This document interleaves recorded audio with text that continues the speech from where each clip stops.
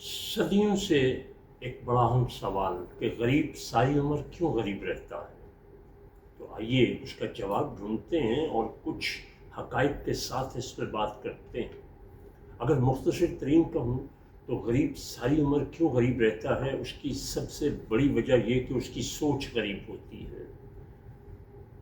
یہ بات مجھے ٹاٹا صاحب سے ایک دفعہ ملاقات طے ہوئی، کسی وجہ سے وہ لیٹ ہوئے، تو انہوں نے اپنے بیٹے کو، جو اس وقت ایم ڈی تھا کارپوریشن کا، تو انہوں نے اسے کہا کہ میرے مہمان ہیں، ان کو کے ساتھ بیٹھیں، مجھے کچھ دیر ہو جائے گی۔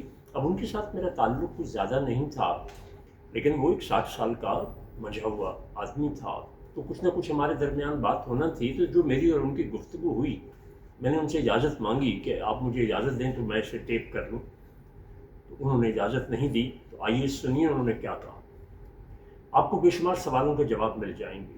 ایک شخص، غریب آدمی، جو ایک 5 اسٹار ہوٹل کے قریب سے گزرتا ہے، تو جب اس کی نظر پڑتی ہے تو اس کی شان و شوکت سے بڑا مرعوب ہوتا ہے، لیکن اس کے منہ سے جو لفظ نکلتے ہیں حرام کی کمائی سے بنا، یہاں تو شراب کباب اور شباب سارے برے کام ہوتے ہیں، یہ تو ٹیکس چور ہے، اور انتہائی مہنگا 50 روپے کا چائے کا کپ جو ہے وہ 500 روپے کا دیتے ہیں۔ اس سوچ کے ساتھ وہ وہاں سے گزر جاتا، اور اس کے اندر حسد، غصہ، نفرت، اس طرح کے تمام منفی تھاٹس جو ہیں وہ جب پیدا ہوتے ہیں تو اس کی بیولوجی، پیتھولوجی کو افیکٹ کرتے ہیں۔ اس کا بی پی، اس کا پلس ریٹ، ہر چیز اس کی متاثر ہوتی ہے۔ تو اب ٹاٹا صاحب کہنے لگے کہ ایک ہمارے جیسا آدمی اگر گزرتا ہے تو اس کی جب نظر پڑتی ہے تو وہ سوچتا ہے کہ یہ کتنا اس پہ انویسٹمنٹ ہوگی اور ROI کیا ہوگا، کتنے لوگوں کو روزگار دوں گا، لون کہاں سے آئے گا، اپنے پیسوں سے بناؤں گا۔ تو جب وہ چیزیں یہ سوچتا ہے اور اگر اس کے دماغ میں یہ آئیڈیا کلک کرتا ہے تو وہ اس پہ کام شروع کر دیتا، ورنہ اس سے جھٹک کے اپنے باقی کاموں میں لگ جاتا ہے۔ جبکہ وہ جو غریب آدمی ہوتا ہے وہ کیا کرتا ہے، وہ جتنا زیادہ اس پہ غور کرتا ہے اتنا ہی زیادہ حالات اور واقعات کو کوستا ہے۔ یہ تھا میری گفتگو کا پہلا حصہ۔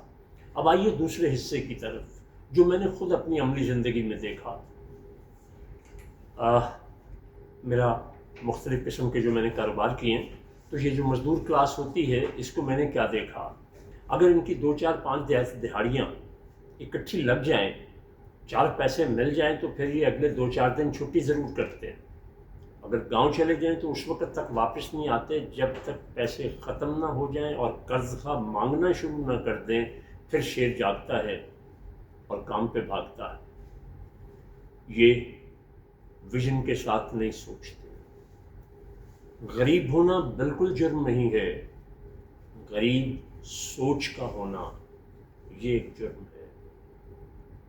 اور آخر میں ایک حدیث کے حوالے سے آپ کو کہوں کہ آپ صلی اللہ علیہ وسلم نے فرمایا کہ مومن نہیں وہ شخص جس کا آج گزرے ہوئے کل سے بہتر نہیں ہے۔